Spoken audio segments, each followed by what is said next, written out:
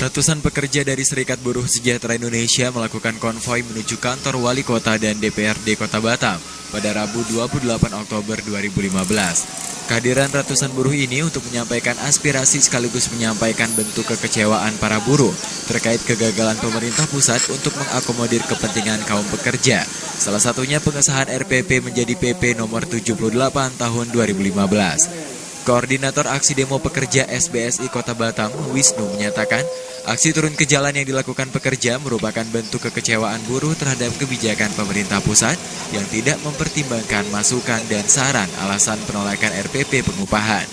Bahkan muncul opini pemerintah pusat yang menyesatkan bahwa pengesahan RPP tersebut berdasarkan kesepakatan dari kaum buruh. Selain itu, dalam aksi ini mereka juga menyampaikan agar pemerintah Kota Batam dapat mendukung penetapan angka UMK tahun 2016 mendatang sesuai dengan angka yang telah disepakati oleh tim Dewan Pengupahan Kota Batam senilai Rp2.879.819. Mereka juga meminta pemerintah dapat mengontrol harga kebutuhan bahan pokok sehingga kenaikan angka UMK sedikit membantu beban kaum pekerja. Baik, pada prinsipnya hari ini kawan-kawan mengambil bahwa momentumnya adalah di tanggal 28 Oktober 2015 ini kami menyatakan bahwa ini adalah sejarah bangsa. Jadi di tanggal 28 Oktober diperingati sebagai Sumpah Pemuda.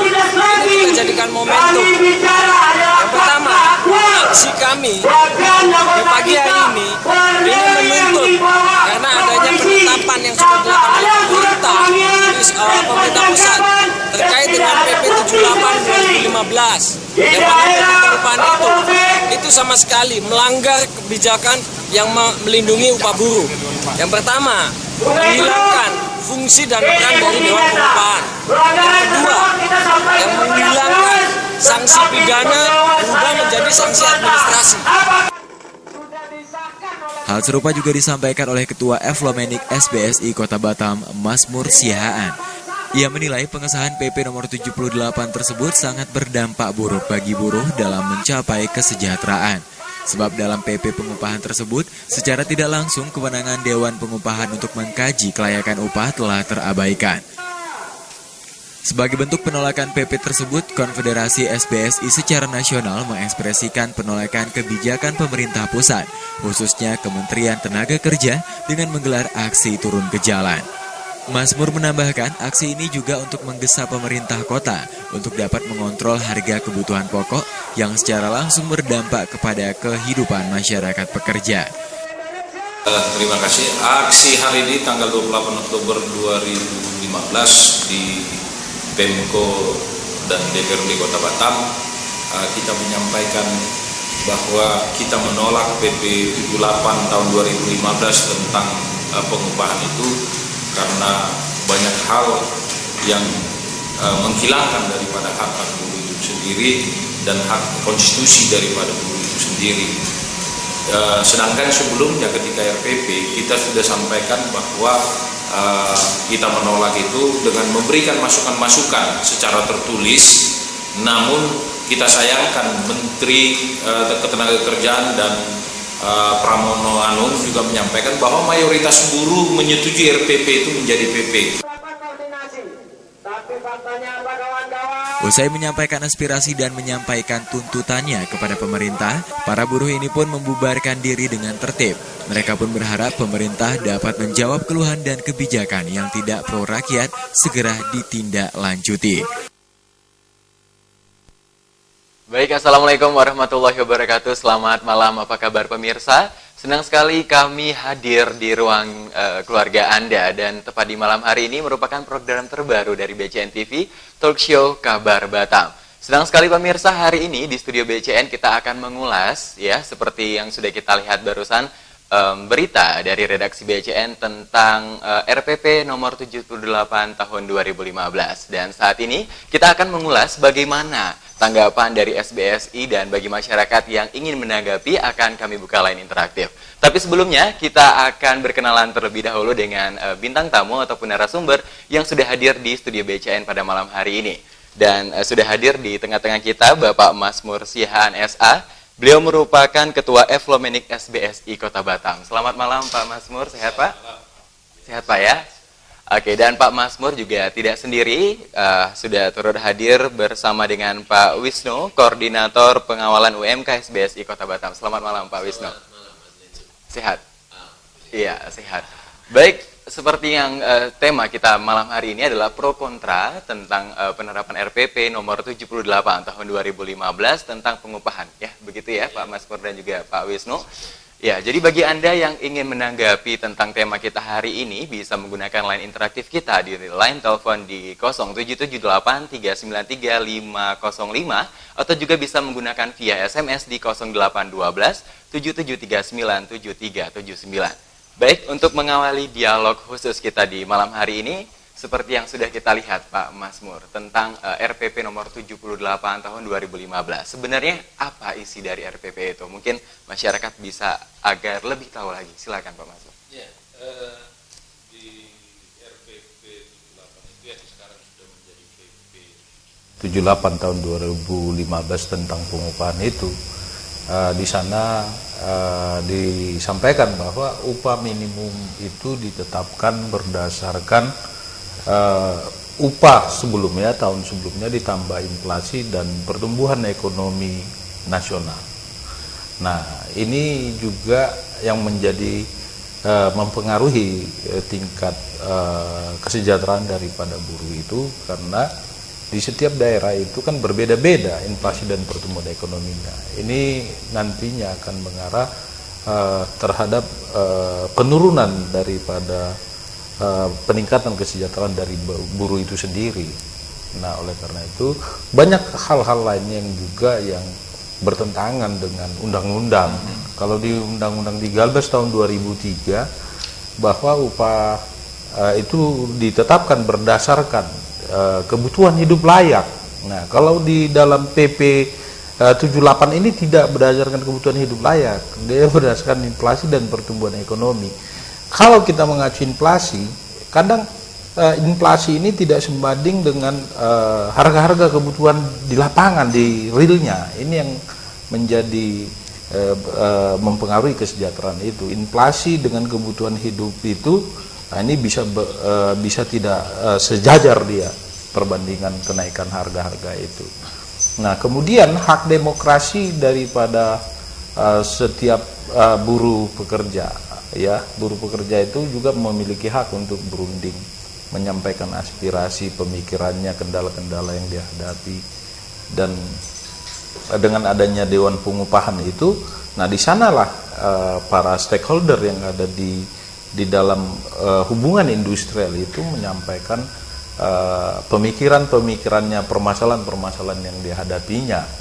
Nah, kalau di dalam PP 78 itu sama saja dia menghilangkan fungsi dari Dewan Pengupahan itu, sama sekali tidak ada, karena inflasi dan pertumbuhan ekonomi itu kan sudah bisa diukur dan itu dilakukan oleh Biro Pusat Statistik nantinya, dan upah sebelumnya kan sudah ada, jadi tidak ada lagi perundingan-perundingan berbicara apa kendala terkait dengan kehidupan daripada buruh itu. Nah, di sini yang kami lihat, sehingga kami dari Serikat Buruh Sejahtera Indonesia tanggal 12 Oktober itu sudah melayangkan surat secara tertulis kepada Menteri untuk memberikan masukan-masukan kepada Menteri, sehingga kalaupun tetap ada PP tentang pengupahan nantinya, itu sudah mengakomodir aspirasi-aspirasi, masukan-masukan yang sudah disampaikan secara tertulis. Namun pada faktanya tanggal 23 Oktober itu pemerintah kita, Presiden sudah menandatangani sebelum Presiden berangkat ke Amerika. Pada saat itu. Dan sehingga ya kita jadi bingung nih, kenapa kita sudah sampaikan secara tertulis. Nah, ternyata Menteri menyampaikan, dan Sekretaris Kabinet juga menyampaikan, bahkan itu di media juga sudah disampaikan, bahwa mereka menyampaikan bahwa mayoritas buruh pekerja itu menyetujui RPP itu. Nah, pertanyaan kita, buruh yang mana ini? Apakah karena tidak melakukan aksi penolakan sehingga dianggap kita bersetuju? Nah itu juga yang juga pernah kita sampaikan, sehingga kita mau tidak mau harus mewujudkan ketidaksetujuan kita dengan menyampaikan pendapat di depan umum. Itu kita lakukan pada tanggal 28 Oktober kemarin di seluruh daerah-daerah, dan di Jakarta juga di Istana menyampaikan penolakan terhadap PP 78 tahun 2015 itu sendiri. Ya, baik Pak Masmur, kalau kita beralih ke Pak Wisnu nih Pak, selaku bagian dari pengawalan UMK SBSI Kota Batam. Ya. Sebenarnya bagaimana sih Pak proseduralnya itu antara berarti kan harus ada keterkaitan antara buruh, pengusaha dan juga pemerintah begitu Pak Wisnu. Ya. Dari pengawalan UMK sendiri bagaimana tanggapannya Pak Wisnu? Baik, terima kasih atas pertanyaan Mas Lensu. Jadi sebenarnya yang diinginkan kawan-kawan ini pastinya berdasar pada sebuah regulasi, bahwa di situ ditentukan bahwa ada keterlibatan kawan-kawan Dewan Pengupahan Kota ketika menggodok atau merumuskan angka UMK untuk di tahun berikutnya. Nah, dengan adanya PP 78 ini di tahun 2015 yang sudah ditetapkan, ini menjadi kontraproduktif akhirnya. Akhirnya di situ akan ada kekhawatiran kawan-kawan Dewan Pengupahan Kota khususnya, dan untuk buruh Batam pada umumnya. Di sini akhirnya ada menghilangkan peran dari kawan-kawan Dewan Pengupahan Kota. Padahal dalam rumusan untuk menentukan angka-angka UMK tersebut, ini tentunya sudah melalui sebuah proses survei harga pasar atau yang kita rumuskan di dalam kebutuhan di wilayah itu tadi. Oke, dan itu pun berdasarkan wilayah masing-masing ya, tidak bisa diserempakkan secara nasional. Betul. Oke. Selanjutnya Pak Wisnu, sebenarnya dari regulasi itu berarti kan peran dari pengawalan UMK untuk mengawal UMK Batam dari SBS ini sendiri merasa dikangkangi seperti itu ya. Kalau dari Pak Wisnu sendiri untuk aspirasi kedepannya itu seperti apa? Ya, tentunya kami masih menyuarakan suara yang sama, masih mengaspirasikan suara yang sama, yaitu kami tetap menginginkan untuk pencabutan PP 78 tersebut. Karena ada kekhawatiran yang akan terjadi di depan. Yang pertama adalah hilangnya fungsi peranan dari Dewan Pengupahan Kota. Kemudian yang kedua, terkait dengan sanksi, ini yang akan mengkhawatirkan perjalanan buruh ke depan. Dengan adanya sanksi pidana yang sebelumnya saja, ini masih banyak pelanggaran-pelanggaran yang dilakukan oleh pengusaha, mohon maaf. Nah, sementara dengan diterbitkan atau dilahirkan PP 78 ini sanksinya mengalami sebuah degradasi. Ada penurunan seperti itu ya, Otomatis, iya. Nah, itulah yang dikhawatirkan oleh kawan-kawan buruh pekerja. Karena dengan adanya sanksi pidana aja, pengusaha ini masih melakukan pelanggaran. Bagaimana kalau misalnya degradasikan ke administrasi? Oke, ya. Baik pemirsa, kami mengundang Anda untuk beropini melalui line interaktif kita. Boleh bertanya, boleh menanggapi perihal tentang pro kontra penerapan RPP nomor 78 tahun 2015 tentang pengupahan. Anda bisa melayangkan pertanyaan Anda melalui SMS di 0812 7739 7379 atau juga melalui line telepon interaktif di 0778393505. Baik, kita akan lanjutkan perbincangan kita dengan Pak Masmur. Ya Pak, seperti yang kita ketahui bahwasanya sudah ada angka kesepakatan untuk UMK.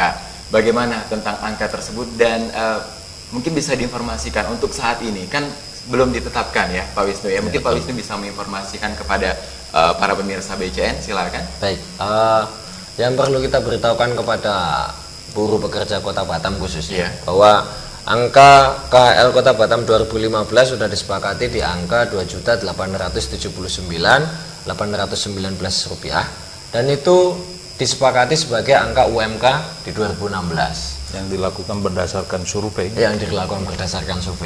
Kawan-kawan Dewan Pengupahan. Dan di kawan-kawan Dewan Pengupahan Kota ini memang tergabung dari 3 unsur. Ada unsur pekerja, ada unsur pengusaha, dan ada unsur pemerintah. Artinya semangat demokrasinya ini berjalan. Nah, angka tersebut yang akan dibawakan kepada Bapak Wali Kota akhirnya direkomendasikan berlanjut ke Gubernur Kepri khususnya. Adapun juga upah kelompok usaha, upah minimum kelompok usaha yang sudah disepakati oleh kawan-kawan Dewan Pengupahan Kota di tanggal 27 Oktober 2015 yang lalu memang sudah sama-sama disepakati. Untuk kelompok 1 ada penambahan sekitar menjadi 3.531.522. Kemudian di kelompok 2-nya menjadi 3.445.127 rupiah.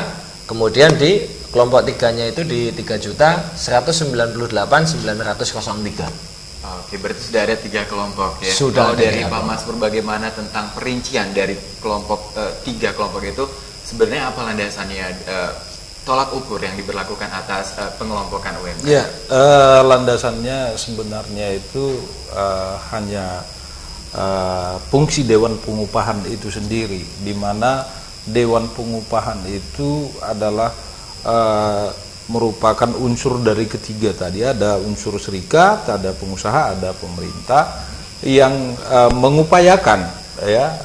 mengupayakan sistem pengupahan yang berkeadilan itu. Nah, kalau dengan regulasi sebelumnya sistem pengupahan yang berkeadilan itu tidak bisa dilaksanakan. Nah, oleh karenanya Dewan Pengupahan memiliki peran di sana, mendorong agar pengupahan kita itu berkeadilan, sehingga lahirlah namanya upah minimum kelompok usaha di Kota Batam ini. Nah, dengan adanya PP 78 ini, ya, PP 78 tentang pengupahan, fungsi Dewan Pengupahan kan tidak ada. Nah, ini ke depan, ya, bagaimana membicarakan upah minimum kelompok usaha ini pasti tidak akan terjadi, karena tidak ada Dewan Pengupahan lagi, dan akhirnya upah minimum kelompok usaha itu akan tidak ada. Nah, kami melihat kalau PP ini tetap dipaksakan, ini sama saja terjadinya degradasi sistem pengupahan di Kota Batam, sehingga menurun bukan makin lebih baik, sehingga tidak berkeadilan sistem pengupahan itu. Dan nantinya ya pengusaha yang menghasilkan produknya yang bernilai jual tinggi, itu upah pekerjanya akan setara nanti dengan usaha yang hasilnya seperti tahu, tempe, kerupuk yang nilai jualnya juga rendah gitu. Nah, upah pekerjanya nanti akan sama jadinya. Nah, sistem pengupahan yang sudah didorong oleh Dewan Pengupahan Kota Batam ini adalah yang kita lihat adalah berkeadilan dan fair dong. Ada pengelompokan upah itu, karena hasil jual dari produk yang dikerjakan buruh itu juga masing-masing punya nilai disesuaikan dengan upah yang mereka terima. Oke, sesuai dengan produksi dari perusahaannya ya. Iya. Baik Pak Mazmur, kalau kita bisa membandingkan antara Kota Batam dengan yang lainnya, pasti sangat ada perbedaannya ya Pak Mazmur ya. Dan nanti Pak Mazmur juga akan menjelaskan nih tentang spesialisasi Batam ini dengan kota yang lainnya. Oke, baik, ditahan dulu jawabannya Pak Mazmur. Kita akan kembali menyapa pemirsa, tapi kita ingin memberikan sedikit informasi bahwasannya setelah ini kita akan berita lagi, dan bagi pemirsa kami juga masih mengingatkan bagi Anda yang ingin memberikan pertanyaan Anda melalui via SMS di 0812 7379 7739 atau juga melalui line telepon kita di 0778 393 505. Baik, kita akan break sejenak, jangan kemana-mana, tetaplah bersama kami di Kabar Batam Talk Show BCN TV.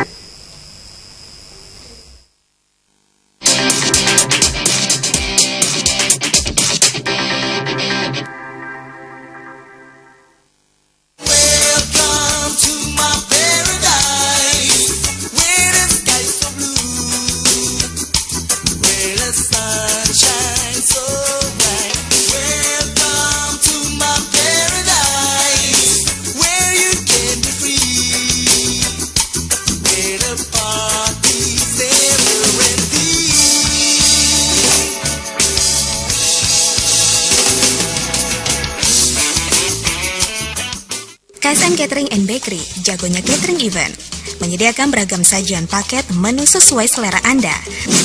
Paket nasi kotak mulai dari Rp20.000 sampai dengan Rp40.000. Paket nasi prasmanan mulai dari Rp28.000 sampai dengan Rp54.000. Paket pondokan prasmanan mulai dari Rp15.000 sampai dengan Rp30.000. Paket bento, jagonya nasi kotak, tersedia paket A dan B. Produk snack nampa mulai dari Rp350.000 sampai dengan Rp700.000.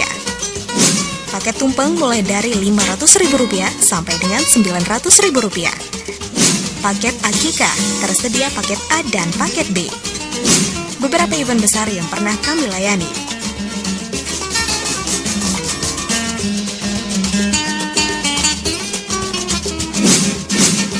KSM Catering and Bakery, jagonya catering event. Sebagai kebutuhan primer, setiap orang ingin memiliki rumah.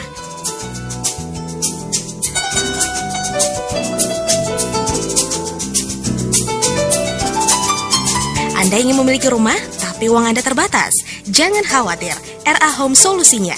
Stok rumah yang tersedia berlokasi di Bukit Kemuning dengan tipe 80/90, serta rumah dengan tipe 60/66 yang berlokasi di Taman Lestari dengan harga Rp160 juta. Segera hubungi kantor pemasaran RA Home, Perumahan Aviari Pratama, Blok AA nomor 25.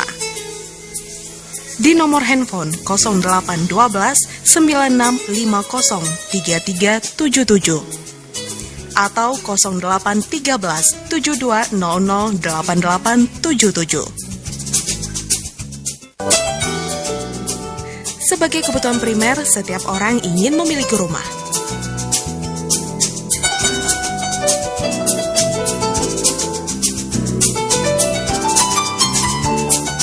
Anda ingin memiliki rumah, tapi uang Anda terbatas? Jangan khawatir, RA Home solusinya.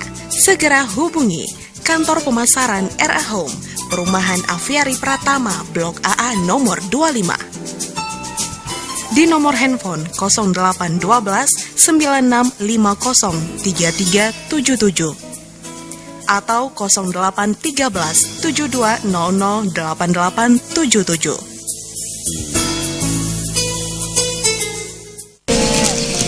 Bu Puji, ya? Mau kemana? Mau ke rumah sakit, Bu. Sakit apa, Bu? Nih, anakku lagi sakit, Bu. Cuma sakit pokok ke rumah sakit. Kalau sakit, ke puskesmas, ke dokter praktek perorangan, atau ke klinik yang bekerja sama dengan BPJS Kesehatan. Jangan langsung ke rumah sakit.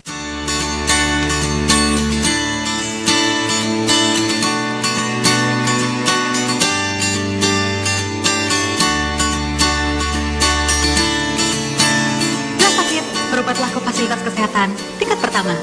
Untuk kasus tertentu, dapat dirujuk ke rumah sakit sesuai dengan indikasi medis. Pada kondisi gawat darurat, dapat langsung ke rumah sakit tanpa rujukan.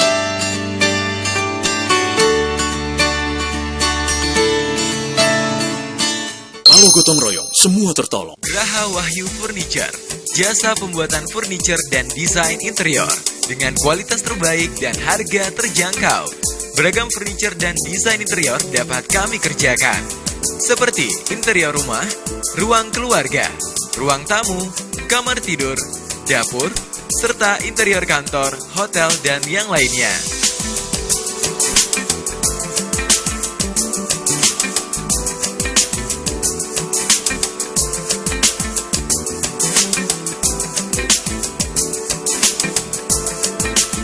Graha Wahyu Furniture berlokasi di perumahan Graha Nusa Batam, Blok P nomor 43A. Informasi dan pemesanan hubungi 0813 6410 0059. Graha Wahyu Furniture, spesialis desain interior.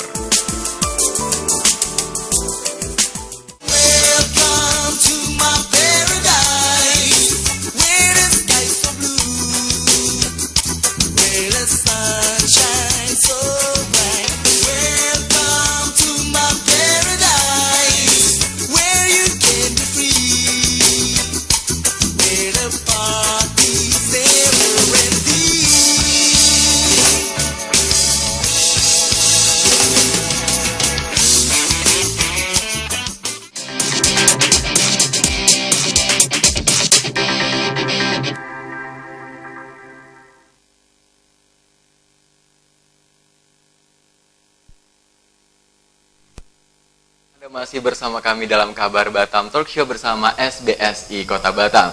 Dan pada segmen selanjutnya telah hadir Bapak Hendro Saputra Simanung Khalid. Beliau merupakan anggota dari Evlomenik SBSI. Selamat malam Pak Hendro. Selamat malam Pak. Sehat Pak? Ya. Sehat ya. Nanti Pak Hendro akan bercerita tentang kronologis bagaimana beliau masa kerja di perusahaan. Tapi sebelumnya kita akan melihat berita yang terangkum dalam redaksi BCN berikut ini.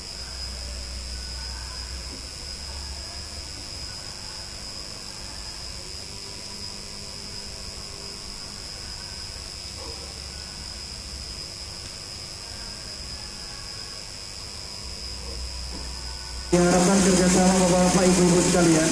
Ada ibu-ibu nggak? Nggak ada ya? Pada Selasa sore 27 Oktober 2015, tim Dewan Pengupahan Kota Batam yang terdiri dari perwakilan pekerja, pengusaha, dan pemerintah menyepakati angka upah minimum Kota Batam yang akan diajukan kepada pemerintah sama dengan nilai kebutuhan hidup layak atau KHL yang disurvei bersama. Angka yang disepakati tersebut senilai Rp2.879.819. Angka ini sama dengan angka KHL yang juga berada di angka tersebut. Hal ini disampaikan oleh anggota Dewan Pengupahan Kota Batam, perwakilan dari pekerja, Surya Dharma Sitompul. Menurut Surya Dharma, kesepakatan ini merupakan sejarah bagi Dewan Pengupahan Kota Batam, di mana seluruh pihak menyepakati angka UMK sama dengan KHL. Surya menambahkan, selain angka UMK, Dewan Pengupahan juga telah menentukan angka berdasarkan upah kelompok yang nantinya akan diajukan ke pemerintah. Untuk upah kelompok 1 sebesar Rp3.531.522 per bulan. Untuk upah kelompok 2 sebesar Rp3.445.127 per bulan. Untuk upah kelompok 3 sebesar Rp3.198.903 per bulan. Diingatkan oleh pemerintah agar di mana pemerintah sebenarnya dari dulu mengingatkan bisa menyepakati satu angka dan di perundingan kemarin kita berhasil menyepakati satu angka bersama-sama dengan perusahaan dan bersama-sama dengan panggilan perwakilan pemerintah. Ini sejarah pertama Dewan Pengupahan Kota menyepakati satu angka dan lebih kesepakatan beruang di dalam berita acara. Kalau UMK sendiri nggak besar, UMK sendiri itu hanya 7%.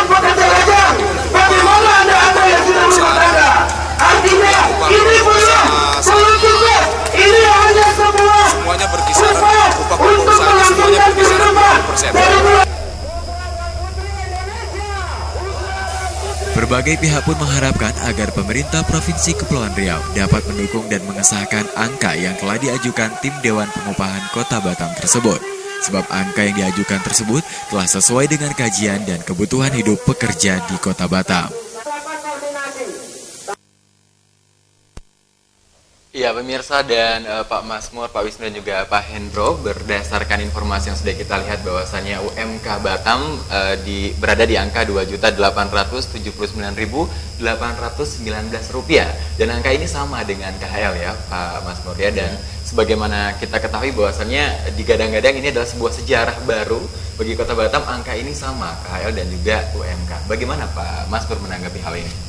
Ya, sebenarnya ini sejarah baru, dikatakan sejarah baru karena setelah 5 tahun ke depan, tahun 2010 juga Dewan Pengupahan Kota itu pernah bisa bersepakat tentang upah untuk kota ini.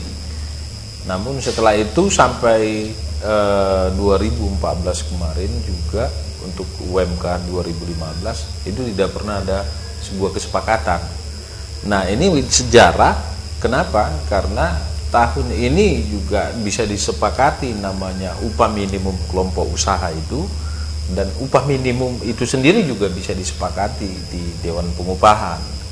Nah kita menjadi bingung nih karena ada beberapa hal yang disampaikan oleh pemerintah, kepala daerah baik provinsi maupun Kota Batam kemarin, yaitu tentang bagaimana kan upah ini kan masih di kesepakatan di Dewan Pengupahan, belum menjadi rekomendasi wali kota kepada gubernur untuk ditetapkan menjadi upah minimum di kota ini. Nah dari apa yang disampaikan oleh kepala daerah ini maupun provinsi maupun kota, disampaikan bahwa akan mengacu kepada PP 78 itu sendiri. Ini yang menjadi kekhawatiran kita. dengan dipaksakan PP 78 itu untuk menentukan upah minimum Kota Batam ini tahun 2016 nanti dengan mengacu ini sama saja mengabaikan proses demokrasi yang telah terjadi di Dewan Pengupahan, karena hasil upah minimum itu UMK itu berdasarkan tahapan-tahapan yang ada landasan hukumnya, regulasi yang ada, ya, dan itu bisa terjadi dan disepakati. Nah, ini yang luar biasa, makanya dikatakan ini merupakan sejarah gitu kira-kira mengapa teman-teman yang menjadi perwakilan kita di Dewan Pengupahan itu menyampaikan ini sejarah baru gitu. Oke, kalau kita beralih dari pengawalan MK sendiri, Pak Wisnu, seperti yang kita ketahui untuk mengambil keputusan ini bukan hanya dari satu serikat saja ya, Pak Masmur dan juga Pak Wisnu, tidak hanya SBSI, tapi dengan bagaimana hubungan antara serikat yang satu dengan serikat yang lainnya untuk sama-sama untuk mensejahterakan buruh di Batam. Silakan. Baik, tentunya sesuatu hal yang harus kita apresiasikan bersama kepada kawan-kawan perwakilan Dewan Pengupahan Kota, karena ya sepanjang sejarah ya kali inilah bisa tercapainya satu angka kesepakatan seperti apa yang tadi disampaikan oleh Bung Masmur, bahwa di angka 2.600.000 kenaikan dari UMK yang lama di 2.685.302 menuju ke 2.879.819 ini merupakan suatu hal musyawarah yang menuju sebuah kemufakatan bersama, dan kita tentu tahu bahwa ada keterwakilan dari 3 serikat buruh dan serikat pekerja, ada kawan-kawan FSPMI, ada kawan-kawan SPSI, dan ada kawan-kawan SBSI. Artinya di sini ketika 3 serikat ini bisa memperlihatkan sebuah nuansa keharmonisan dalam menentukan masa depan upah yang lebih baik. Kalau kita hitung, memang ada interval selisih penambahan angka itu dibandingkan dengan UMK yang lama, dibandingkan dengan upah yang lama itu 194.517. Kalau misalnya kita cari persentasenya, ya hanya 7,2% saja kenaikannya. Dan ini bisa mencapai sebuah kesepakatan yang luar biasa. Dan harapan kami ada sebuah rekomendasi yang dibawa oleh Bapak Wali Kota nantinya kepada Gubernur Kepri tentunya untuk bisa menentukan dan menetapkan angka usulan UMK dan upah minimum kelompok usaha yang sudah digodok bersama ini. Oke, ya, kita semakin tercerahkan ya informasi yang diberikan oleh SBSI ini. Baik pemirsa, sekali lagi kami mengundang Anda untuk memberikan opini terkait RPP nomor 78 tahun 2015 tentang pengupahan. Boleh Anda menggunakan line telepon kami di 0778395505. Dan sepertinya kita sudah tersambung dengan salah satu penelpon kita, boleh kita angkat. Halo, selamat malam. Halo, selamat malam. Halo, maaf, dengan Bapak siapa, di mana Pak? Pak Indra? Ya, Pak Indra di mana nih Pak? Pak Indra di Tanjung Piayu, silahkan Pak.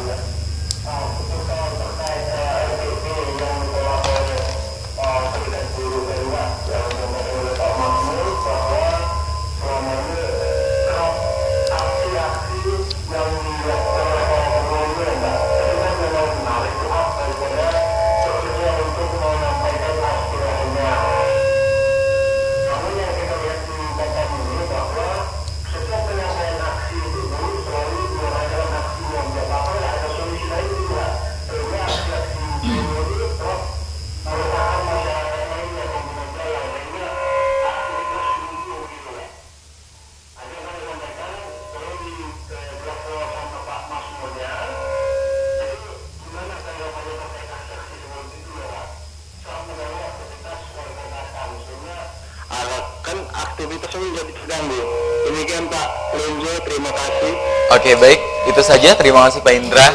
Ya, itu tadi penelpon kita Pak Indra dari Tanjung Piayu. Ya, berdasarkan pertanyaan yang disampaikan tadi, kenapa selalunya kalau ada demo buruh itu ada mogok kerja, terus juga bagaimana prosedural mungkin ya, lebih ke regulasi penyampaian aspirasi dari serikat agar tidak mengganggu ketertiban umum, atau juga poinnya sih tadi, adakah solusi lain mungkin seperti itu ya, karena mungkin masyarakat sendiri merasa dari tahun ke tahun selalu seperti ini gitu. Mungkin Pak Masmur ada tanggapan? Ya, ini yang menjadi permasalahan besar di negara kita. Sudah menjadi polemik sendiri ya. Menjadi masalah besar kalau saya katakan. Kenapa? Karena kita mengalami sendiri, ya, yang kita alami dengan benar kita menyampaikan ya secara tertulis, kan tidak turun ke jalan ini kita. Sudah kita suratin jauh-jauh hari, ini pendapat kita, ini masukan kita, tapi itu juga tidak diakomodir. Bahkan menteri sendiri menyampaikan bahwa mayoritas buruh menyetujui RPP untuk jadi PP. Nah, ini kan gambaran bahwa kalau tidak aksi itu tidak didengar, tidak kelihatan. Nah, kadang surat yang kita kirimkan itu kita nggak tahu apakah disampaikan kepada menteri, diterima oleh menteri, dibaca, ataukah dibuang ke tong sampah. Sedangkan aksi saja yang jelas-jelas nyata itu masih dipertanyakan ya Pak. Iya. Apalagi tidak beraksi begitu ya. Ini menjadi kendala. Iya. Nah, kemudian lagi yang paling nyata kita lihat, kadang hal-hal yang sudah jelas diatur di dalam regulasi kita itu juga tidak dilaksanakan, ya. Nah, ini kendalanya kemana? Ke regulasi tentang perburuan itu. Tidak, hukum perburuan kita itu tidak memberikan sanksi yang tegas terhadap pelanggar. Nah, apalagi menjadi PP nanti upah minimum itu tidak dilaksanakan, sanksinya administrasi. Semakin banyak orang melanggar. Ini yang menjadi kendala. Nah, buruh ketika berjuang untuk mendapatkan perlakuan yang adil dan untuk mendapatkan haknya, itu memerlukan proses waktu, biaya. Untuk mendapatkan keadilan itu dia harus banyak pengorbanan, waktu, tenaga, pemikiran, belum lagi materi, kan gitu. Nah, ini yang menjadi kita lihat negara kita ini juga harus bercermin kepada negara-negara yang sudah lebih baik, karena di negara-negara yang lebih baik itu kami melihat tingkat kesejahteraan buruhnya itu lebih baik, sehingga siklus ekonominya bisa berputar. Daya beli buruh itu yang tinggi itu bisa menghidupkan ekonomi, pertumbuhan ekonominya akan baik karena ada daya beli buruh itu membeli produk-produk yang dihasilkan oleh perusahaan-perusahaan tadi. Nah, ketika produk perusahaan itu laku, pengusahanya juga mendapatkan keuntungan dan bisa membayarkan upah pekerja dengan layak. Nah, ini keseimbangan ini yang harus diterapkan di dalam kebijakan pemerintahan Jokowi. Oke, baik, terima kasih Pak Mazmur atas tanggapannya. Ya. Baik, kita ada penelpon selanjutnya. Halo, selamat malam. Halo, selamat malam. Dengan siapa di mana? Oh, sayang sekali kita terputus. Baik, kita beralih ke Pak Wisnu. Kalau berdasarkan ADART dari Perserikatan, bagaimana nih Pak menanggapi pertanyaan dari Pak Indra tadi? Kenapa harus mogok kerja begitu? Atau memang harus seperti itu kah? Bagaimana itu Pak? Inilah pertanyaan yang sulit Mas Lensu ya. Sulit, ya. Jadi kami sangat memahami memang ketika terjadinya sebuah aksi atau mogok kerja yang dilakukan oleh kawan-kawan buruh atau pekerja, tentunya pasti ada ada masyarakat yang dikorbankan. Mungkin merasa dirugikan. Seperti mungkin yang salah-salah dialami oleh Bapak Indra yang dari biaya. Tapi sebetulnya tujuan kawan-kawan bukanlah semata-mata untuk melakukan mogok kerja atau aksi, karena ini pilihan terakhir. Pilihan terakhir ketika kita sudah melalui sebuah formula-formula untuk melakukan sebuah dengan cara persuasif atau dialog sosial yang kita kedepankan. Ketika ini terjadi kebuntuan dalam jalan keluar, maka mau tidak mau sebenarnya hak mogok dasarnya pekerja ini memang akan tumbuh, akan muncul, akan lahir manakala ketika perundingan-perundingan yang sudah dilakukan ini tidak berujung pada sebuah kesepakatan. Nah, akhirnya siapa yang menjadi imbasnya? Adalah masyarakat. Yang kami harapkan sebetulnya, yang kami dorong kepada pengusaha khususnya untuk bisa membuka sebuah ruang komunikasi yang bukan kita mencari sebuah kemenangan kompetitif, tidak, tapi marilah kita membuat sebuah perundingan yang sifatnya kooperatif. Jadi antara kedua belah pihak ini sama-sama bisa menemukan satu jalan yang terbaik. Iya, dan sama-sama menguntungkan. Betul. Ketika itu terjadi, saya yakin ini tidak akan terjadi gejolak-gejolak dan tentunya kawan-kawan pekerja pun juga tidak akan melakukan aksi mogok kerja atau dan kesejahteraan itu bisa kita dapatkan bersama-sama. Secara otomatis. Oke, luar biasa sekali Pak Wisnu. Ya, kalau di malam hari ini kita tadi sudah mengobrol dengan Pak Wisnu, dengan Pak Mazmur juga. Di studio kita sudah kedatangan Pak Hendro. Ya, Pak Hendro, ada yang menarik cerita dari Pak Hendro bahwasannya ini terkait tentang peran dan fungsi dari serikat ya Pak Mazmur. Yeah. Mungkin Pak Hendro bisa diceritakan, silakan tentang itu. Ya pemirsa mungkin bisa lihat bahwasannya Pak Hendro ini memiliki 4 jari di, mohon maaf sebelumnya, 4 jari di tangan kanannya. Nah, lalu bagaimana peran dari serikat tentang, ya ini bisa dikatakan kecelakaan kerja ya Pak Hendro? Ya. Mungkin Pak Hendro bisa menjelaskan sedikit? Saya bekerja di sebuah perusahaan yang bertempat di Muka Kuning. Ya. Saya masuk kerja ke sana tanggal bulan 12 tahun 2012. Saya mengalami kecelakaan kerjanya itu bulan 12. Waktu itu susah tuh. Nggak apa-apa, susah ya, terlalu emosional mungkin. Ya baiklah, kalau begitu kita sudah tahu bersama kecelakaan kerja itu memang bisa terjadi dan siapapun tidak menginginkannya ya Pak. Dan peran buruh ini bukan hanya tentang upah, tentang UMK saja ataupun KL, tapi bagaimana perlindungan terhadap buruh itu sendiri, terkait tentang buruh, terkait tentang perlindungan buruh dan juga peran dan fungsi dari serikat khususnya SBSI. Mungkin Pak Mazmur bisa memberikan penjelasan kepada pemirsa, silakan. Iya, undang-undang kita juga tentang ketenagakerjaan itu, Undang-Undang 13/2003 itu di pasal 35 itu sudah sangat jelas disebutkan pengusaha harus memberikan jaminan keselamatan, perlindungan, jaminan keselamatan kerja kepada buruh pekerjanya. Jadi pengusaha juga diminta di sana harus memastikan bahwa pekerja itu dalam melakukan proses produksi itu keselamatan jiwanya itu dijamin. Nah makanya ada slogan yang menyatakan K3, kesehatan keselamatan kerja. Bahkan jadi perusahaan-perusahaan kan selalu itu buat safety first. Nah ini yang memang terkadang banyak perusahaan tidak melakukan update ini. Nah ada juga pekerja ketika dia dikontrak ya mengalami kecelakaan kerja, cacat tetap dan tidak bisa maksimal lagi alat tubuhnya untuk melakukan aktivitas karena dia dikontrak ini diakhiri waktu tertentu. Nah ini menjadi permasalahan besar sebenarnya, meskipun di dalam undang-undang kita itu disebutkan di pasal 153 pekerja buruh yang mengalami kecelakaan kerja dan cacat tetap itu nggak boleh diakhiri. Karena apa? Harus ada tanggung jawab sosial dari sebuah badan hukum perusahaan itu, badan hukum tadi, yaitu perusahaan tadi. Dia bukan hanya mencari keuntungan, profit oriented semata, tetapi harus memiliki tanggung jawab sosial terhadap masyarakat dan lingkungan di sekitarnya. Nah ini buruh pekerja yang sudah memberikan kontribusi buat dia, buat badan hukum itu sendiri, kok malah tidak dipastikan bagaimana kelangsungan hidupnya, bagaimana masa depannya.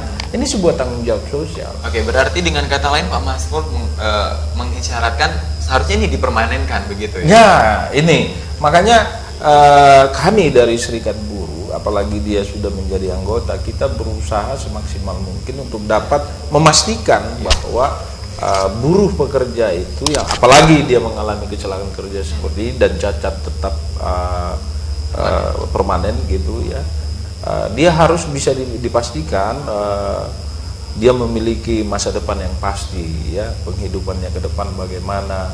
Karena kalaupun dia melamar pekerjaan ke perusahaan lain, sangat kecil kemungkinannya untuk dapat diterima di perusahaan lain karena ketidakmaksimalan daripada pekerja tersebut dalam melakukan aktivitas pekerjaan itu sendiri.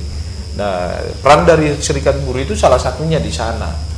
Bagaimana serikat buruh itu juga bisa memperjuangkan dan peningkatan kesejahteraan daripada buruh itu sendiri dan keluarganya, dan meningkatkan kesejahteraannya juga, skill kompetensinya bagaimana melalui serikat buruh juga bisa bersama-sama mendorong skill kompetensinya sehingga bisa mampu bersaing dan secara otomatis ketika kemampuan meningkat, income-nya juga pasti meningkat. Nah itu yang dilakukan oleh serikat buruh dan memang itulah fungsi serikat buruh yang juga sangat jelas diatur di dalam Undang-Undang 21 tahun 2000 itu. Gitu. Oke, baik Pak Mazmur. Sekali lagi kami mengundang untuk pemirsa yang ingin memberikan pertanyaan berupa opini ataupun tanggapan bisa melalui line SMS kita di 0812 77397379 atau juga bisa line interaktif langsung bersama kami menggunakan line telepon di 0778395505. Baik, sudah ada beberapa SMS yang masuk Pak Mazmur. Ya. Bagi Anda yang ingin mengirimkan SMS boleh dengan format nama dan juga domisili Anda. Ini dari 085264 sekian. Pertanyaan dari saya, jika upah buruh naik terus, yang ada malah PT di Batam ini semua pada tutup katanya begitu Pak ya. Dan coba berpikir bagaimana kalau jika PT di Batam ini tutup dan banyak pengangguran di mana-mana karena PT mungkin nggak sanggup lagi untuk membayarnya terlalu tinggi.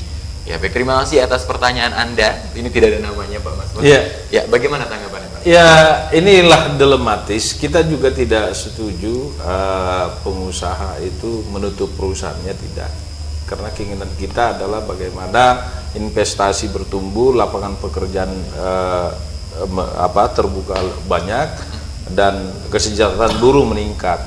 Kalau kita memahami keberadaan serikat buruh itu merupakan mitra daripada pengusaha dan hubungan antara buruh dengan pengusaha itu seperti larutan, tidak bisa dipisah. Karena tidak ada buruh yang sejahtera kalau perusahaannya itu sendiri merugi, nggak ada. Nah, tetapi pilihannya sekarang karena kami melihat bahwa perusahaan itu bisa survive, ya, dan tetapi buruh terdegradasi tingkat kesejahteraannya. Bukan berarti juga kita sudah lakukan survei beberapa pengusaha bahwa upah itu juga kalau upah itu disesuaikan dengan kebutuhan hidup, bagaimana kondisi kehidupan buruh itu bisa bertahan setidaknya dan bisa melakukan peningkatan secara bertahap kesejahteraannya, pengusaha juga tidak berkeberatan. Nah, yang menjadi keberatan dari pengusaha itu sebenarnya tidak adanya kepastian hukum, adanya pungli, itu yang banyak disampaikan ke kita. Tetapi tidak secara berani untuk karena kita tantang pengusaha, ya pungli yang mana ini, ya ketidakpastiannya di mana? Mari kita bersama-sama. Harus berdasarkan fakta. Iya. Sekarang kondisinya upah naik, ya harga-harga juga naik. Ini kesalahan siapa? Siapa yang memasarkan beras? Siapa? Itu pasti pengusaha. Nah, di sini yang kita harap adalah peran pemerintah mampu melakukan pengendalian harga-harga itu. Pengawalan juga. Makanya kita juga pada aksi kemarin kita juga menyampaikan, ya kita juga tidak berharap upah nilai nominalnya itu tinggi, tapi untuk apa kebutuhan hidup kita juga naik, kan gitu. Sehingga kos daripada buruh itu tidak ada yang bisa kita save money setelah gajian mendapatkan upah. Tidak bisa ada yang kita tabung untuk perencanaan plan kita ke depan. Yang lainnya. Baik, Pak Mazmur, kita sudah terhubung dengan penelpon yang lain. Halo, selamat malam. Halo, selamat malam. Malam, Pak. Iya, maaf, dengan Bapak siapa di mana, Pak? Dengan Ferry di Batu Haji. Pak Ferry di Batu Haji? Iya. Iya, silakan, Pak. Begini, Pak, saya ingin menanyakan kepada Pak Mazmur. Ini masalah dengan perubahan yaitu MK di tahun 2015 yang saya dengar tadi sudah disepakati oleh Dewan Pengupahan dan pemerintah. Jadi yang saya ingin tanyakan bagaimana peran serikat mengenai pengupahan yang sudah disepakati Dewan Pengupahan dengan pemerintah itu untuk meninjau ke depannya apakah ini nanti bisa berjalan dengan baik. Kira-kira itu yang bisa saya tanyakan. Terima kasih. Oke, baik. Terima kasih Pak Ferry yang ada di Batu Haji. Bagaimana Pak Mazmur untuk menanggapi pertanyaan dari Pak Ferry? Ya, mungkin kita bisa lebih ke aksi selanjutnya ya, karena angka itu sudah kita sepakati. Tinggal kita ini menunggu untuk hasil penentuan fixnya, ketok palunya begitu ya, ya Mas Mor? Makanya tadi sore kita sudah sampaikan kepada perwakilan kita di Dewan Pengupahan untuk membicarakan secara informal kepada pemerintah daerah, khususnya wali kota, untuk segera merekomendasikan kesepakatan di Dewan Pengupahan itu kepada gubernur untuk ditetapkan menjadi UMK Kota Batam tahun 2016. Nah, yang menjadi pertanyaan Pak Ferry ya, Pak Ferry tadi, nah ketika nanti sudah ditetapkan bagaimana pelaksanaannya ini, kan gitu. Nah, serikat buruh juga tidak seperti malaikat yang mengetahui di perusahaan A ada masalah, di perusahaan B ada masalah. Oleh karenanya ya bagaimana regulasi itu, bagaimana apa yang sudah ditetapkan oleh pemerintah nantinya sebagai upah minimum di kota ini, upah yang merupakan jaring pengaman sosial yang paling level yang paling rendah untuk melindungi. Di sanalah kelihatan peran dari negara, pemerintah kita untuk melindungi buruh pekerja sehingga bisa melangsungkan penghidupan yang layak itu. Nah, ini tidak akan pernah terjadi jika buruh itu sendiri ketika diperlakukan tidak adil diam. Di negara merdeka seperti ini masih ada buruh yang takut, Pak. Ini yang menjadi masalah besar buat bangsa ini ke depan. Ya, seharusnya tidak perlu takut karena sudah diatur di dalam undang-undang hak setiap warga negara, hak konstitusinya, yaitu penghidupan yang layak, pekerjaan yang layak, dan itu menjadi hak daripada buruh itu. Ketika ada jaminan atau apa namanya upah jaminan yang paling rendah tadi, ya jaring pengaman sosial yang paling rendah yaitu UMK tadi, ternyata ada buruh dibayar di bawah itu, ya ini harus dilaporkan segera supaya ada penindakan, ada perbaikan. Kalau pelanggaran itu dibiarkan, itu akan menjadi virus dan menyebar kemana-mana. Pengusaha akan bilang, kenapa perusahaan sana bisa? Kenapa ini tidak bisa begitu ya? Kenapa kami tidak bisa? Ini menjadi virus gitu. Nah, oleh karenanya saran saya kepada Pak Ferry, jika ada nanti pelanggaran-pelanggaran tidak membayarkan upah di bawah ketentuan, laporkan segera kepada Dinas Tenaga Kerja atau ke serikat buruh supaya bisa didampingi begitu. Oke, baik, terima kasih Pak Mas Mor. Kita sudah tersambung dengan telepon yang lain. Halo, selamat malam. Ya. Halo, selamat malam Pak, dengan Bapak siapa di mana? Maaf Pak, volume TV-nya bisa dikecilkan sedikit. Dengan Bapak siapa Pak? Pak Rudi ya, Pak Rudi di Batu Haji. Silakan Pak, pertanyaannya. Ya, malam Bapak.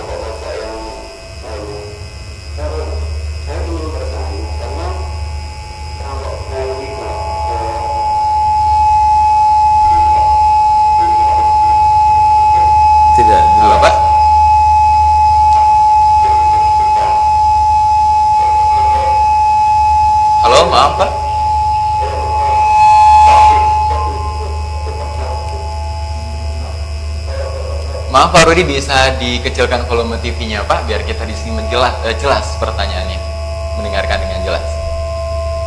Halo Pak. Oke. Ya, maaf sekali terputus ya Pak Rudi. Mungkin Pak Rudi bisa menggunakan via SMS ya. Kalau mungkin tadi agak kesulitan untuk nelpon, bisa menggunakan SMS kita di 0812 7739 7379. Ini ada SMS yang menarik juga ini. Saya mungkin bisa minta pertanyaannya. Halo. Ya, kita ke SMS dulu. Ya, sudah lumayan banyak ternyata. Terima kasih atas partisipasi. Oke, kita ke SMS terlebih dahulu. Mungkin ini pertanyaannya untuk Pak Wisnu ya Pak ya. Kita berharap ini dari masyarakat bahwasannya kalau bisa buruh jangan demo terus katanya. Cobalah bersyukur dengan apa yang diterima, karena bukan jumlah gaji yang banyak, tapi bagaimana nilai keberkahan dari Allah Subhanahu Wa Taala agar hidup sejahtera. Wah, ini agak gimana ya, lucu sekali. Dan apakah tidak khawatir dengan adanya aksi ini bisa mengakibatkan investor itu akan hengkang dari Batam? Ini juga banyak opini yang timbul seperti ini ya. Bagaimana Pak Wisnu? Khawatir nggak sih sebenarnya? Takut nganggur mungkin nggak? Ya, sekali lagi ini merupakan pertanyaan sulit dan sulit ya. Sering kali setiap kali terjadi perubahan angka UMK, selalu menjadi perdebatan, dan momok yang paling menakutkan seolah-olah ini akan memicu utama perusahaan akan tutup, investor akan cabut atau pindah ke negara lain. Nah, ini yang luar biasa. Tapi yang harus kita pahami bahwasanya sebenarnya kami atas nama Serikat Buruh, kami sebenarnya menginginkan ada sebuah sinergitas antara kawan-kawan pengusaha dengan pekerja untuk sama-sama menjalankan, atau ada mau telepon? Silakan lanjutkan. Artinya supaya kawan-kawan bisa memahami tujuan kita meminta kenaikan UMK ini dalam rangka untuk mengikuti kenaikan harga pokok yang sudah terjadi oleh akibat dari tidak mampunya pemerintah untuk melakukan kontrol gitu loh, kontrol harga pasar. Jika terlalu tingginya angka pasar, sementara yang dibutuhkan oleh kawan-kawan pekerja atau buruh untuk mengikuti kebutuhannya, ini kalau misalnya tidak seimbang pun, ya ini yang kawan-kawan juga harus memahami. Jadi kita mendorong supaya pemerintah sendiri supaya mau membuka ruang kepada kawan-kawan pekerja untuk bisa memberikan jaminan. Kami tidak akan menuntut kenaikan upah ketika harga kebutuhan pokok pun juga terjangkau dengan semestinya. Iya, artinya memang kita untuk menuju kesejahteraan bersama ya, UMK juga naik dan juga harga di pasaran atau harga pokoknya juga bisa bisa dikontrol begitu ya Pak. Oke, baik, kita ada penelpon selanjutnya. Halo, selamat malam. Ya, selamat malam Pak, dengan Bapak siapa, di mana Pak? Pak Rudi yang tadi ya? Pak Dani, silakan Pak Dani.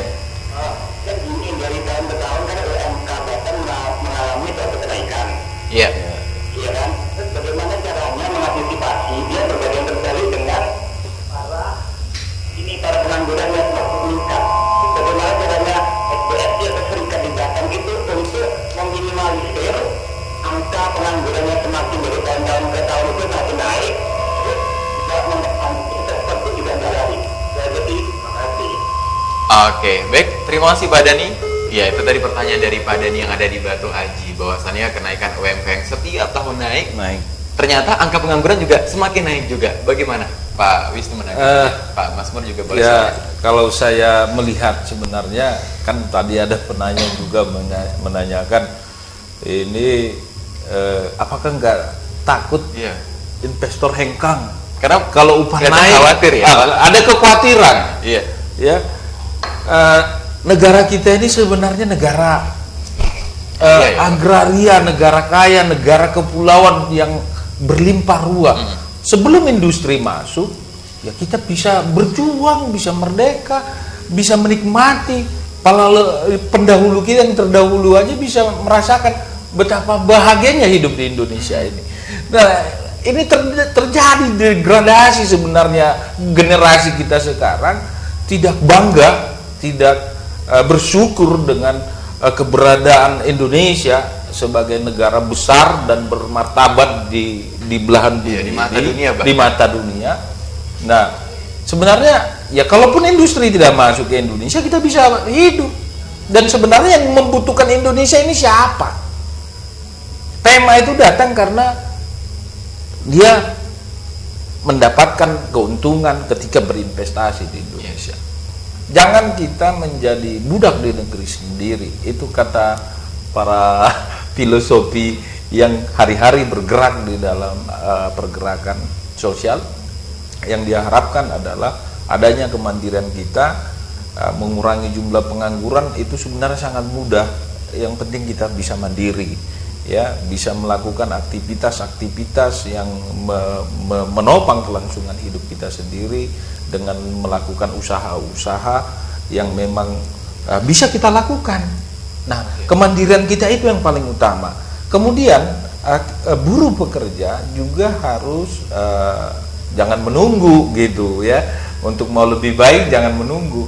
Upgrade diri, tingkatkan skill kompetensi Anda sehingga kita bisa bersaing ya. Kalau kita memiliki kemampuan yang lebih baik, pasti kita akan dipanggil, diminta, dibutuhkan untuk bekerja. Nah, kita, masyarakat kita, ini yang harus dikembangkan, ditingkatkan sehingga kemandirian bangsa ini dan kita semakin bermartabat, berdaulat ya. Inilah yang harus dilakukan, kemandirian tadi. Dan kalaupun kita diperhadapkan kepada pilihan terkait dengan pekerjaan atau upah di bawah ketentuan, nah banyak pemikiran-pemikiran yang penting bekerja dulu meskipun upahnya di bawah ketentuan. Nah ini juga yang membuat memberikan ruang kepada pengusaha-pengusaha nakal untuk berperilaku membayarkan upah tidak sesuai dengan ketentuan-ketentuan yang berlaku di negara kita. Ini menjadi siklus yang tidak terputus. Nah oleh karena itu hentikan. Bagaimana cara menghentikannya? Kemandirian kita harus ada. Oke, luar biasa Pak Masmur. Ya kalau kita beralih ke pertanyaannya ke Pak Hendro nih Pak. Kalau tadi kan tentang kesejahteraan buruh, kebahagiaan buruh. Kalau Pak Hendro sendiri sebagai karyawan di Batam ini, bagaimana tuh Pak menanggapinya? Kalau tadi teman-teman banyak yang beranggapan masyarakat kenapa berani, maksudnya tidakkah khawatir dengan nanti hengkangnya investor, atau seperti bagaimana dari Pak Hendro sendiri sebagai karyawan di Batam atau sebagai buruh ya Bapak dia? Silakan. Nggak apa-apa. Pandangan. Kalau ini juga ada pertanyaan ya Pak Hendro, bahwasannya dari Taufik ya pemirsa di Batu Aji, UMK naik tapi tunjangan dihilangkan. Kalau di bagaimana menyikapinya? Kalau Pak Hendro selama menjadi karyawan apakah tetap mendapatkan tunjangan lainnya atau hanya UMK saja? Tunjangannya Tetap ya. Tapi itu dipotong dari, kayak di PT kami tuh potong dari basic ya. Tunjangannya perumahan, makan, dipotong dari basic semua. Jadi basic udah include. Ya. Oh, sudah include termasuk semua di basic. Kalau dari Pak Mas pertanyaan Pak Taufik ini, memang apakah sekiranya ada perusahaan yang UMK dia mengikuti tapi tunjangan yang lainnya tidak diberikan, itu apakah diatur juga dalam ADRT buruh khususnya SBS? Kalau di ADRT kita itu tentang organisasi kita, tapi yang mengatur tentang hak dan kewajiban buruh, pekerja dan pengusaha itu diatur di dalam undang-undang ketenagakerjaan kita gitu. Nah di undang-undang ketenagakerjaan itu sangat jelas diatur tentang pengupahan, tentang tunjangan, yang mana bisa diberikan tunjangan, dan keberadaan serikat. Di sana juga diatur untuk bagaimana serikat itu berjuang untuk peningkatan kesejahteraan itu gitu. Oke, baik Pak Masmur, terima kasih. Kita terhubung dengan penelpon selanjutnya. Halo, selamat malam. Ya, halo, selamat malam Pak. Dengan Bapak siapa di mana? Dengan Bapak.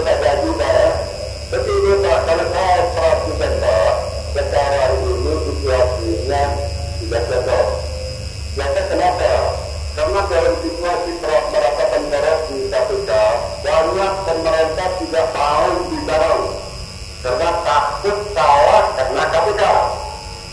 Akibat tidak bicara, pengusaha pun susah berkembang. Nah, jika susah berkembang, Anda kemudian jadi. Nah, ini kita tahu. Dalam peralihan, nanti kalau sudah mantap. Halo, maaf Pak. Halo, maaf Pak. Mungkin kita di sini agak kurang jelas mendengarkannya. Mungkin Bapak bisa menyampaikan pertanyaannya secara pelan dan suara yang kuat. Dengan Bapak siapa tadi, maaf? Bapak mungkin bisa menjawab, memberikan pertanyaannya dengan yang pelan saja. Dengan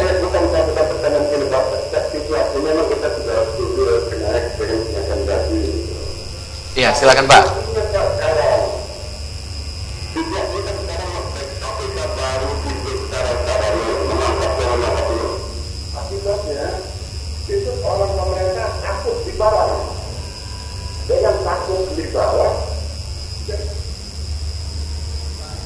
Halo?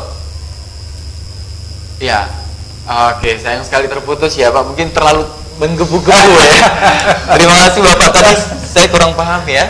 Kita juga di sini mungkin, ya mohon maaf sebelumnya dengan Bapak tadi yang ada di Nusa Batam kalau saya tidak salah dengar ya. Ya, mungkin Bapak bisa menggunakan line SMS kita karena mungkin tadi terlalu bersemangat gitu ya. Terima kasih sekali lagi atas partisipasinya. Dan kalau kita beralih ke line SMS ini sudah lumayan banyak sekali Pak ya pertanyaannya. Terima kasih untuk pemirsa. Oke,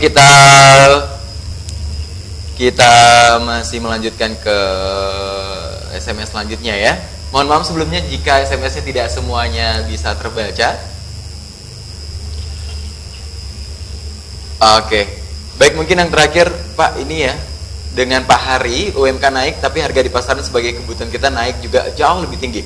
Bagaimana Pak Masmur untuk menanggapi hal ini? Seperti tadi mungkin iya, bagaimana kita mensiasati agar harga-harga juga tidak turut serta naik. Ini sebenarnya peran pemerintah yang harus dimaksimalkan di sana dan didukung oleh semua pihak untuk mewujudkan sesuatu hal yang kita inginkan bersama. Itu tidak bisa dilakukan oleh sekelompok saja, tetapi harus kita lakukan secara bersama-sama. Pemerintah harus melakukan pengendalian harga-harga itu dengan banyak hal. Contoh, membuat sebuah badan usaha atau BUMD kita dimaksimalkan untuk pengendalian harga-harga itu yang memasarkan harga kebutuhan pokok gitu, atau memaksimalkan koperasi-koperasi yang ada untuk memasarkan produk-produk yang harganya memang sudah dikendalikan. Nah kemudian ya masyarakat juga bisa melakukan kemandirian, ya, contoh dengan memaksimalkan halaman di depan rumah, menanam di dalam polybag seperti cabai, bawang, seledri. Jadi kan nggak kosnya buruh itu bisa dikurangin oleh upaya-upaya mandiri tadi. Nah, kalau dihitung-hitung kontribusi pengeluaran kos belanjanya buruh untuk melangsungkan kehidupan itu dari bumbu-bumbu, dari sayur-mayur itu juga sungguh berpengaruh terhadap upah yang dia dapatkan. Nah, dengan upaya-upaya seperti yang saya sebutkan tadi, itu juga akan mempengaruhi harga jual di pasar. Ya, pengusaha itu tidak akan bertahan dengan harga yang tinggi ketika barang yang dia pasarkan itu tidak laku. Dia pasti akan banding harga, turunkan harga sehingga harga bisa stabil. Ini upaya yang seperti ini yang harus dilakukan. Gitu. Oke, baik, terima kasih Pak Masmur dan juga Pak Wisnu serta Pak Hendro. Sayang sekali waktu kita sudah berakhir, tapi sebelumnya untuk menutup perbincangan kita di talk show Kabar Batam hari ini, mungkin Pak Masmur bisa menjelaskan rencana ke depannya dan juga kesimpulan yang bisa kita ambil dari obrolan kita tadi. Silakan Pak Masmur. Baik, kalau saya melihat yang harus dilakukan ke depan itu, mari kita bersama-sama memiliki kesadaran bersama bahwa Batam ini adalah tempat kita bersama, dan kami berharap kepada pemerintah, mari lakukan yang terbaik buat kota Batam ini. Yang terbaik bagi semua, terbaik bagi buruh, terbaik bagi pengusaha, terbaik bagi kita semua. Dan ke depan kami juga ingin memastikan bagaimana pemerintah kota Batam ini terkait dengan hasil dari kesepakatan Dewan Pengupahan itu, apakah itu akan menjadi rekomendasi daripada wali kota kepada gubernur. Ini yang menjadi konsentrasi kami, pengawalan itu. Dan kami berharap dengan adanya otonomi daerah, pemerintah daerah juga harus memiliki kebijakan-kebijakan yang strategis terkait dengan pengendalian harga-harga kebutuhan pokok. Kami sangat yakin karena Batam ini awalnya dibangun menjadi sebuah kota industri, dan kita lihat pertumbuhan Batam yang cukup pesat. Ini menandakan bahwa Batam ini masih sangat menjanjikan untuk para investor datang ke sini. Dan untuk itu ya marilah kita bergandengan tangan menjaga kota Batam. Oke, baik, terima kasih Pak Masmur. Silakan Pak Wisnu. Ya, pastinya kami kawan-kawan pekerja dan buruh ini bukan saya katakan menuntut, tapi harapan kami tentunya pemerintah harus mempertimbangkan kembali dengan arif dan bijak apabila memang akan diterapkannya PP 78 ini, karena harapan kawan-kawan buruh bahwa yang menjadi instrumen kawan-kawan dalam menentukan UMK ini adalah berdasarkan hasil survei kebutuhan hidup layak di pasar, artinya mengikuti perkembangan atau perubahan harga di saat terakhir.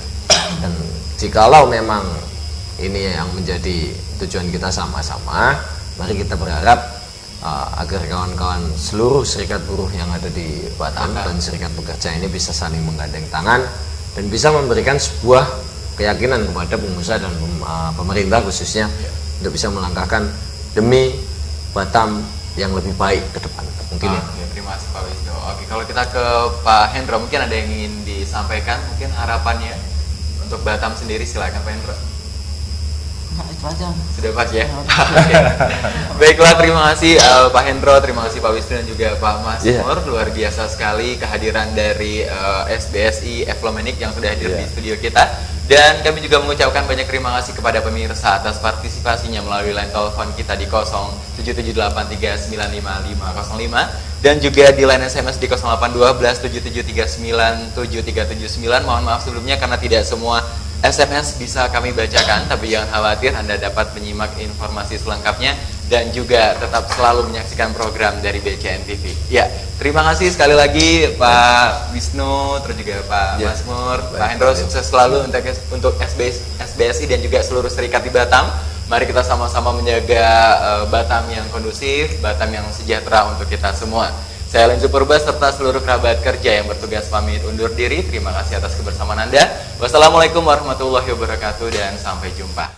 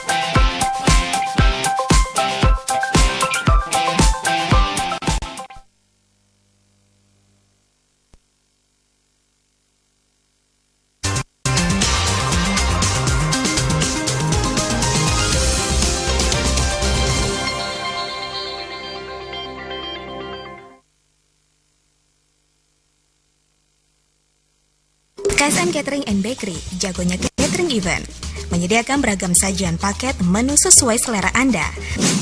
Paket nasi kotak mulai dari